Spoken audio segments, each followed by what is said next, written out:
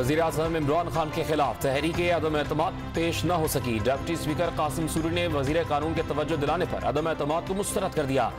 किसी बैरूनी कुव्वत को हक नहीं कि पाकिस्तान के मामले में मुदाखलत करे।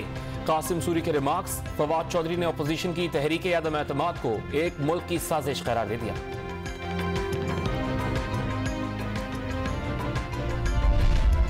वज़ीर-ए-आज़म इमरान खान के मशवरे पर सदर मुमलिकत आरिफ अलवी ने कौमी असम्बली तहलील कर दी। हुकूमत का 90 दिन में इलेक्शन कराने का ऐलान। आइन के आर्टिकल 224 के तहत वज़ीर-ए-आज़म अपनी जिम्मेदारियां जारी रखेंगे।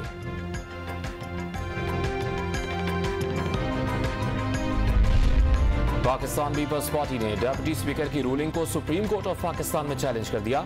रूलिंग का अदम करार देने की इस्तदा, असम्बली तोड़ने का हुक्म खत्म और स्पीकर को आज ही असम्बली का इजलास बुलाकर अदम एतमाद की तहरीक पर वोटिंग कराने का हुक्म दिया जाए।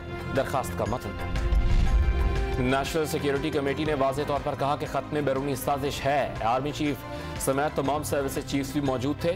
इमरान खान की पार्टी अरकान से गुफ्तगू। कहा अपोजिशन को समझ नहीं आ रही उनके साथ हुआ क्या है।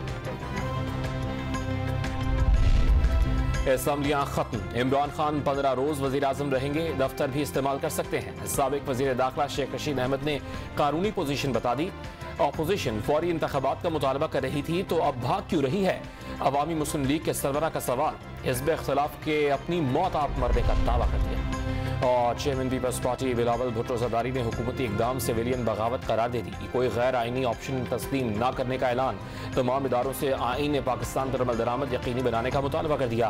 मैच में हार नजर आई तो बल्ला फेंक कर रोना शुरू कर दिया। जाले चेयरमैन का तंज।